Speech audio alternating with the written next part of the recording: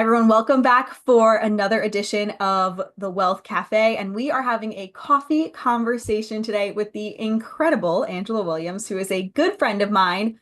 But in addition to that, she is also a licensed therapist, executive coach, and corporate trainer. And she is the founder of Angela Marie Coaching. She has over 15 years of experience in psychology, leadership, and mindset coaching. And she helps high achievers, entrepreneurs, executives, and athletes break free from stress, rewire their mindset, which we're going to dive into today, and create a life of success, well-being, and joy. As the creator of the Elevated Success Framework, Angela teaches leaders how to build careers and businesses that fuel both high performance and personal fulfillment. It's amazing you can do both. She has been featured in Forbes, Business Insider, Medium, Authority Magazine, Bustle, and more, sharing insights on mental health, leadership, and career growth. Hi, Angela. Thanks so much for joining us today. Hi, thanks for having me. That was a mouthful. That was fun. That was good, right? I was like, this is to see if I can actually read. This is good timing for this. Perfect. Well, I am so glad you are here. You and I have a lot of conversations, and we have over the years talking about not only mindset, but mindset when it comes to money and building wealth. I feel like our worlds really collide. So I would love to just to give us a little bit of more insight into your practice, how you work with people, and then we were going to dive into all things wealth and having a wealthy mindset. Yes, thank you. All right. So I have two businesses. At the time of this recording, I have a private practice where I am working with folks on their trauma. And some of those things happen to be related to money traumas. So, whether folks have, started a business that has gone bankrupt, they had to close it down, whether they, had that scarcity mindset from growing up without, many resources or really kind of struggling, surviving almost, right? Paycheck to paycheck and things like that. So we work a lot of that, with a lot of that in my therapy practice. So it's present there. A lot of the work that I do is using EMDR, eye movement desensitization, and reprocessing tools Hmm. to help not only overcome those traumatic past experiences, but also rewire our brain towards wealth growth. And positive beliefs about wealth. And so, in my coaching practice, that's my other business where I'm teaching, coaching, consulting with leaders. It's really about understanding what your money story was, and is now. So, how those two things relate, and then how you want it to look in the future, and doing that deep subconscious work to, again, overturn some of those beliefs that feel familiar, but they're not helpful, right? So, we want to make what you want to see in your life and your future, all those goals and dreams you have, we want to make that familiar. We want to make abundance and wealth, exciting topics, best case scenario topics, right? We Yeah. want to really flip the script on how we process that. Which is so interesting too, because I love talking to people about their money stories. And I think with so many people in a financial practice, they're so quick for, in my world, to say, like, okay, let's just talk about like your investments and this and make a plan. There's so much that goes into people's past history with money, their traumas. And I think there's something different when people can work with you and take the time to slow down and say, why do I believe this about my money and my wealth? And 100%. yeah. Go ahead. Me say No, I something. was going to say, like, I'd love to unpack to talking more about people's money stories. Yes, yes. So, what's interesting is that, I just had a baby kind of recently. And, I think about how, this child was born into the world knowing nothing about money. He still has no clue what money is, right? Like he's just, playing, living his best life. And it's like, we create our money story based on our lived experiences, what we observe, what we hear, what we see going on, how it impacts us. And so, it's very just like kind of almost like an interesting experiment to think about, okay, what did I hear? What did I see growing up? And, how do I want to form that for my child? And so I'm trying to be very also cognizant of the wording and like more so than ever before of my language and my attitude, my energy expression around money and wealth and all of that. So that is an interesting perspective that I've just recently kind of taken on myself.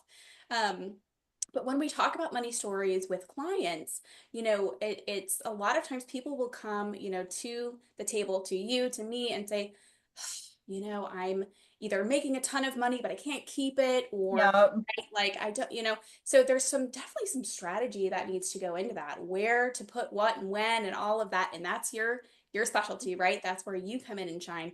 For me, it's okay, well, why are we spending 75% of what we're making? Why are we investing in things that we're not using? Why are we buying, all of these luxurious items that maybe you use once or not, or, don't Yeah. you actually care about. And we have to dig all those layers deeper back into the subconscious. Like, where does this come from? And we find out things such as, oh, when I grew up, all the money that came in, we all, we had to spend it right away because there was bills.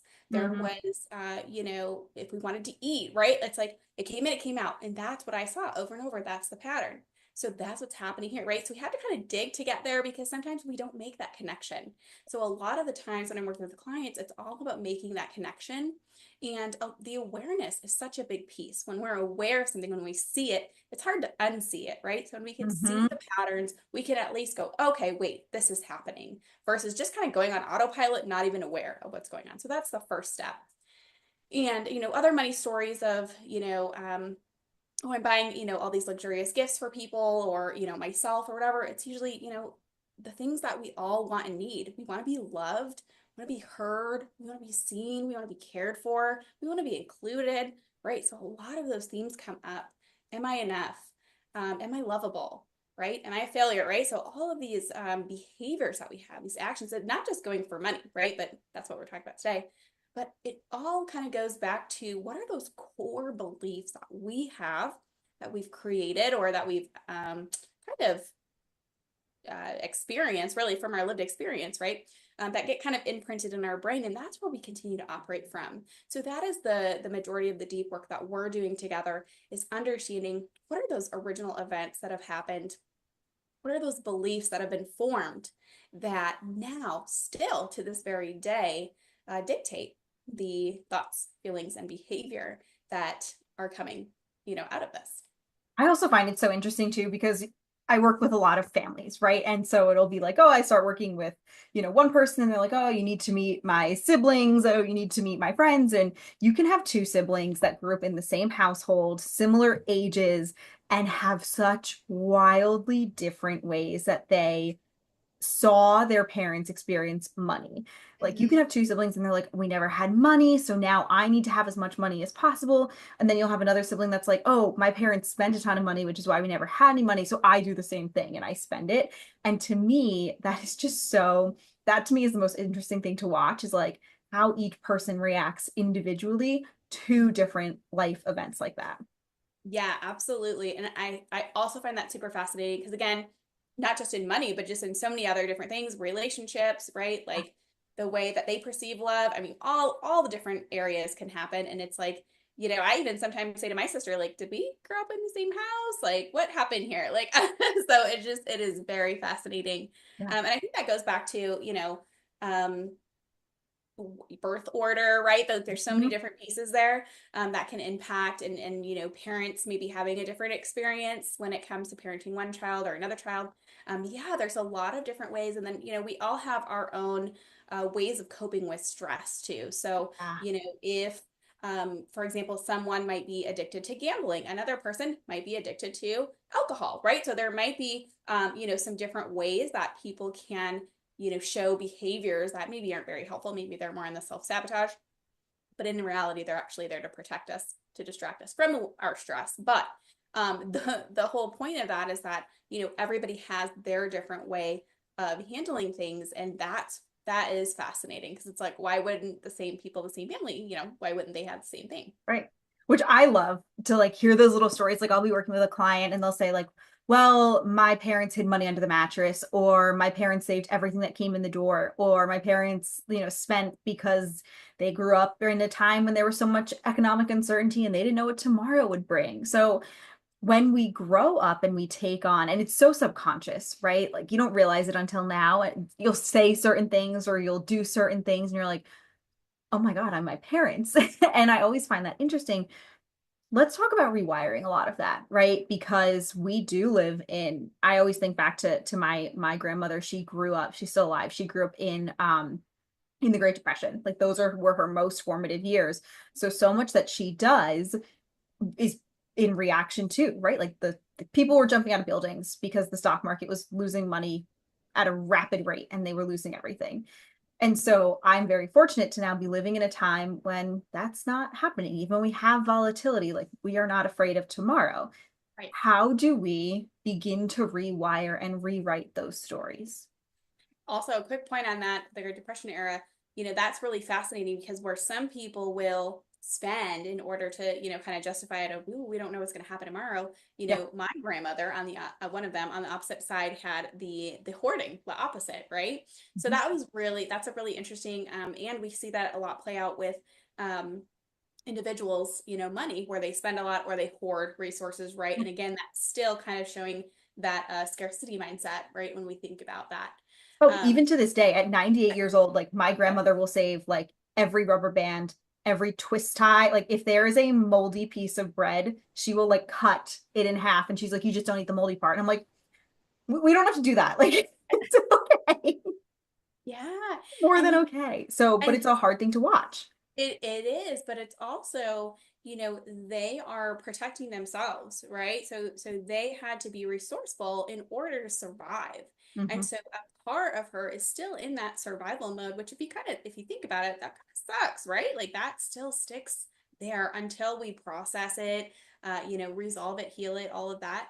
And so that's why it's so, so important that we do this work because those things, and they get passed down generationally too, right? So I Mhm. look at my grandma had that behavior that was passed down to the next generation, and we're over here, my sister and I are over here trying to like, minimize as much as possible, right? So it's kind of like, right, we kind of have to look at, also generational things that have led to this point.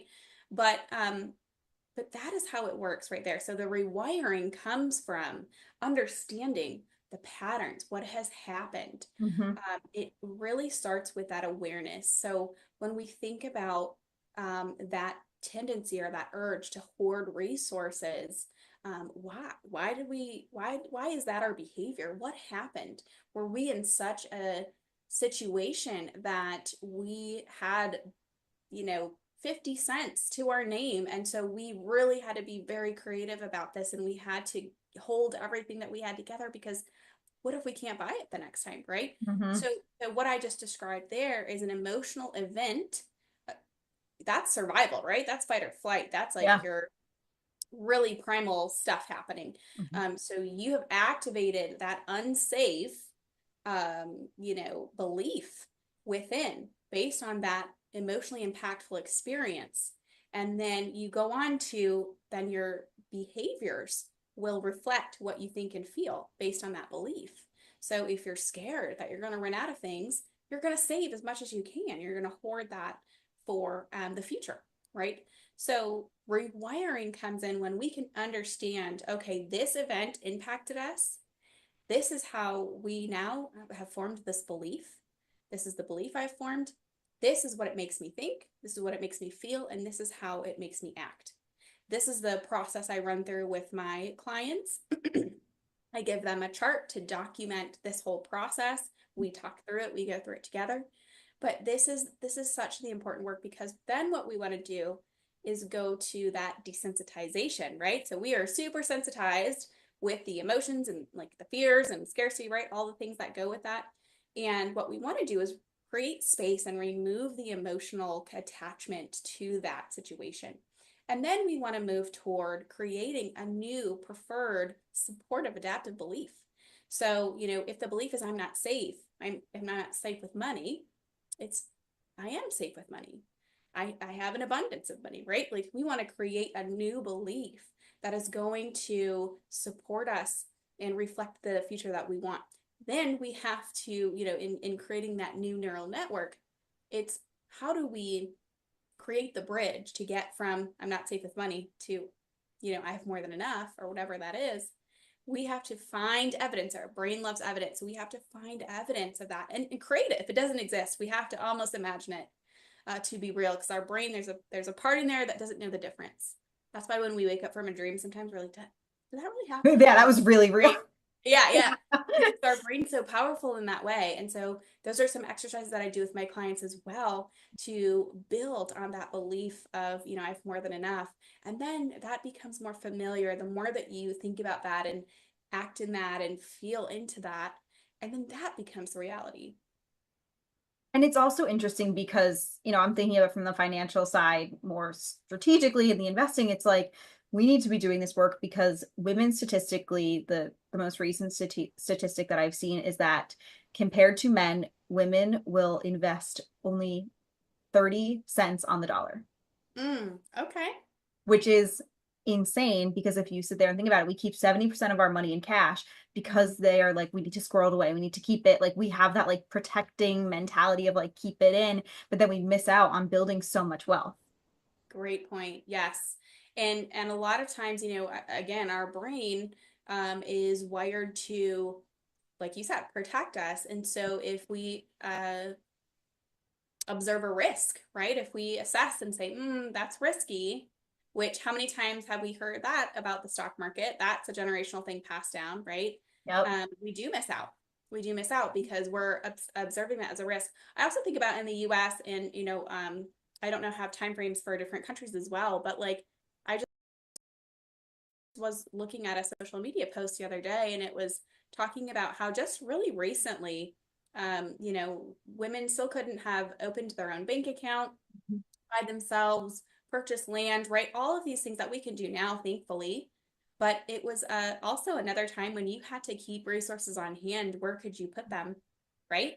Yeah, you had nowhere else to go. And so we've seen, the generations before us where it's like, okay, you couldn't have a credit card. Like you couldn't go and do these things. So we're Right. used to, I think of like both you and I run our own businesses, right? Like getting a small business loan or grants even was, or any type of funding was so unheard of for the generations before us. So to have, there's a lot of the old mentality, and there is still some of this is true, right? Like having emergency savings, keeping these things, but in proportion, right? But it's not the old adage of like, we need to keep all of this cash stockpiled away because there is nowhere else for us to get money or to go to. Like now we have more resources and more accessibility, but your brain doesn't automatically know that. So I'm sure that's part of the rewiring process is realizing like in my world, right? Like my grandmother, she couldn't get her own credit card when she got married or go get business funding if she wanted it. Like those weren't options for her. And I'm so thankful for the generations before me that changed that and created this path for me. But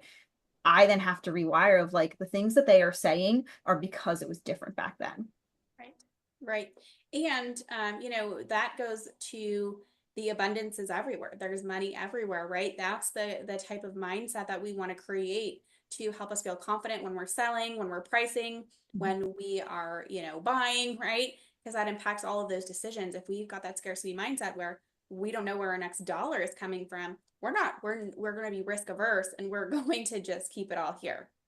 Yeah. And part of that too is feeds into the whole like advocating for your worth, making sure you're getting paid enough because you're sitting there and you talk also. I spend a lot of time talking about the wealth gap and the pay gap. And the pay gap feeds into the wealth gap. If you're paid less, you'll build less wealth and the accumulation of that. And so it starts with just the moments of like, understanding and internalizing, no, I'm good enough. I am qualified for this job. I deserve to be paid X, Y, and Z, which is a whole, that feeds so much that confidence level into building wealth. Mm-hmm. Mm-hmm. 100%. 100%. And if you think about, there is a model that I love to use. It's the internal family systems model by Dr. Richard Schwartz. And he is also a therapist who's worked with many different types of folks. And he created this model of how our internal kind of parts, our thoughts, feelings work together or against each other, right? Sometimes. But really, it's about tapping into our core self. And in that core self, according to his model, there is that confidence, compassion, courage, clarity, um, confidence, right? All of it's like the seven or eight C's, right? So it's a lot of those pieces that we need to be able to drive our leadership forward, to drive our success forward. And so being able to switch your mindset over out of a place of fear, out of a place of scarcity, and into confidence, expansion, abundance. that takes some work, but it's so, so worth it because those are the people, right, who are able to soar and keep that momentum going. And I think a lot of that feeds into then you're able to mentor and set that, as I mentioned with the generations before me that have made so much of this possible, to then sit there and say, okay, I now have this wealth. I'm going to also turn around and pay it forward, and help the person behind me. That's something that women do 10 times over. And I feel like all of these pieces that we are putting together through this conversation all feed into that building a wealthy mindset. It's so much of like going back and understanding where you were, and where you came from, where are you now? And then let's also talk a little bit about like visualization for the future and setting goals about wealth and the future. Yes. Okay. So something that I love to do, I was doing this quarterly, and I think I'm going to offer something a little bit more in depth with that this go around. But basically, it's having a clear vision. So when we talk about again tapping into the core self, it's clarity. And so when you have a clear vision of what you want, it's going to be easier for you to make a path to get there. Even if you don't know the how, that's okay. But knowing where you want to go is going to write your steps, basically, right? So I would say getting a clear vision, thinking about what you want your wealth to look like, your legacy, your future, if you plan to have a family or not, if you want to contribute to the community in a big way, what does that look like? So how are you going to invest your money? And, for folks who are listening who maybe aren't, overflowing with money at this point right in the second, where can you invest your resources and time as well, Mhm. your knowledge, your expertise to help you kind of keep that abundance mindset going. But it's really getting clear about what is it that you want. Do you want your children to have their college paid for? Do you want your family to not struggle with money? These are the things I'm hearing, from my clients as well. So it's like, how do we plan for that, and how do we reach bigger than we have ever thought we could before? Because that's another thing too, is sometimes with scarcity mindset or a lived past experience where money was difficult, it feels hard to dream sometimes, dream big. It feels very scary. So being able to allow that process. The other thing that we're going to do in one of my upcoming programs is create a mind movie. So I'll tell you how to do that, and you all can do that too if you want. So Mhm. it can be related to everything, not just money, but you can focus on money, wealth building if you want for this. But go on Canva, go on some sort of video creation software to be helpful. But I want you to create scenes, pictures that represent what you want. Maybe add a little bit of calming music to it. So you can do this, right? You can create this so that you can just kind of watch it, or you can do this in your mind too. You can do this mentally, but run it in the morning, run it before you go to sleep.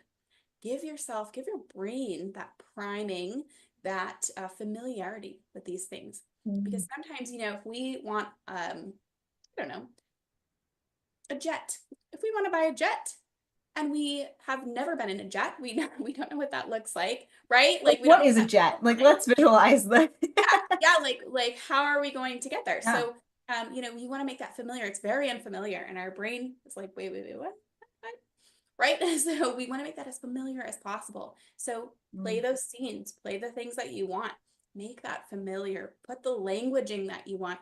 I have my vision board over here, and it says normalize making 100K months, 15 hours a week or less. I know people have done it. Why can't I? Right? Yeah. So we got to get that language, those thought processes familiar and repeatable. Your brain is always looking for evidence and problems to solve. And so that's what we want to give it here. That's also great because, especially if it's not something you've seen present in your life, with the way we have social media these days. And I also really emphasize people on getting clear on what you want, right? Not what the world tells you to have. Maybe you don't want a jet and you're like, I just want to be able to fly first class every time I go. Like, Exactly.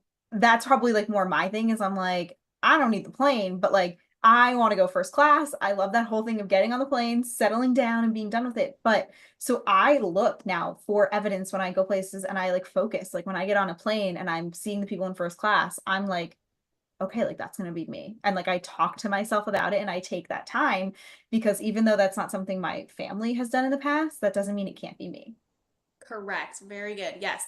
Exactly. And so, yeah, that's the thing is like you want to make that familiar if that's something you've never seen before for your own family or for people that you know. And it might not be, a jet, it might not even be first class. It might be that you want to own your own farm because, eggs are so wild out here. So it's like, do you want your own chicken coop? Like whatever you Yeah. want. Okay. But you've got to speak that into existence, speak about it positively, speak about it as if it's already happened.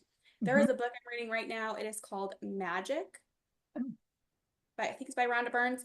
And it talks about how gratitude will bring that abundance in. And so there's a lot of great gratitude practices. And one of those is be thankful as if the thing has already happened, right? So we have to, again, normalize that and make that so real and tangible in our brain. And it sounds so woo woo, redundant, Oh, it whatever you does. want to Yeah, say. it It does. is, but it is something about like you watch Kim Kardashian has a jet, right? She has Kim Air, I think it's called. I started out really confidently knowing what it was, and I'm not quite sure. So, and you look at it and you're like, there's no way I could ever have this. But then you see on social media all these people who like rented a jet or did this. So if that's what you truly want, like why can't you have it, right? And normalizing, but is and making sure though, I always like to gut check people and say, okay, is this what you want? Because I had a client That's a once. great piece. I do the same thing, right? Yeah, Yep. because it's like, even in our businesses, we can start to do kind of that copycat thing and say, oh, Mhm. well, I have to mimic this other person's launch process or sequence or sales cycle or whatever that is. And it's like, no, I No, don't you like don't. that. That feels terrible and that feels resistance, and that's not going to work out, right? So same thing with the things that people want. Even if want to buy your own personal private jet, right? But then when you get it, it'll feel empty if that's not really what you want. So let's spend your energy on things that do align with you. That's another one of my main pillars is making sure that things are in alignment with what you truly want, need, desire. I also find on the financial side, if it's not what you really want, like you will unconsciously sabotage it. Like all of a sudden a financial emergency will come up. Oh, I need to drain the account where we had the money for the second home in there. And I'm like, I've had those moments where I like check in with clients and I'm like, is this what you really want? Or Yeah. is this what? And they're like, well, like my parents always went there and they loved it. So, and I'm like, but do you go there and love it? Right. And that's when we start to like unpack and I notice and I'm like, Mhm. I don't think you want this. And so you like unconsciously sabotage it and like the money doesn't show up or Right. whatever it could be, or you find a way to spend it because it's not what you truly want. And it's just, and then you get frustrated with yourself. And Yeah. it's okay to not want to keep up with the Joneses or have the, I know people that never want to buy a home. It's fine. Yeah. Yeah. That's fine. Yeah. Absolutely. Yeah. And but you just can't lie and say, like, well, I have to live the American dream and I have to have 2.3 kids and a golden retriever and a house and go take 2 weeks vacation every year. That's not what you want. You will sabotage it every time. Mhm. Mhm. So, what are some things that people can do, like two or three things right now, bite size, to start this rewiring process? So making sure you know your money story first and foremost. I think Caroline has some resources. I have a worksheet that I'm going to offer for you guys to work through this. But really getting clear about what that story was, what your wealth blueprint was growing up, and how that is showing up for you today. So the awareness piece is really always number one. Get really clear about what are your thoughts, feelings, what are your behaviors around money. So is it avoidance? Is it overspending? Is it hoarding? Is it, what is it? Right. So knowing what that is for you, and maybe there's certain situations where things trigger you a little bit more. And understanding, like dig in, why? Just keep asking yourself Mhm. that question until you hit, more solid answers and kind of get to the root of it. So that would be my first recommendation. And then, of course, when I work with my clients, we go really deep into it and we work on, again, bridging the gap between where you are now and where you want to be. And that's the in-depth stuff that comes That's next. awesome. Yeah, and having that clarity, I always love that too. Of the it's I think of like a 2 year old, like my 2 year old me going, but why? But why? And continuing to dig deeper because there's always more in there, and all these memories start to come up, and you're like, whoa, where did this come from? Yeah, exactly. It's Exactly. crazy. Hmm. It's crazy. Well, I want to thank you so much for coming on today. We like to end with one question and then I'll have you share all of your information. What is something that you do every day that makes you feel wealthy? Hmm. Feel wealthy. I give gratitude. I think that's something that I try to wake up and just thank God that I'm alive. I think especially after a kind of a health scare, following birth of my child, I was very thankful, like very, very thankful more than ever to be alive and just carrying that with me because, I talk a lot about wealth, but I think wealth is also in health, Yeah. mental, emotional, physical, right? And so, I always thank God for the stuff that I have, my family, my health, my ability to take a walk down the street, the house that we live in, right? Like, even if it's not like your ideal 100% vision right this second, it's still serving you. And how is it serving you? And so, really, it's giving that gratitude. I think that's what reminds me like, I'm already wealthy, I've already got abundance. Here it is. I love that. And also I'm always reminded of like the things that you have now were things that one time you had prayed for is Yeah. always the one that I come back to. And it's like, you're always so focused on the general use, everyone. We're so focused on like getting ahead in this next thing. And there is so much about being grateful in this moment and realizing like you used to pray to have days like this or moments like this or just see the sun out and the birds chirping. And that's really awesome. So if people want to connect with you after listening in today, where is the best place to find you? We will also link all of your information and that wealth blueprint here in the show notes. Awesome, great. So I'm on all social media at the Angela Marie Williams. So YouTube, Facebook, Instagram, LinkedIn, those are kind of my main hangouts. You can also visit me at one of the websites. So we've got health and wellness collective.com. That is going to be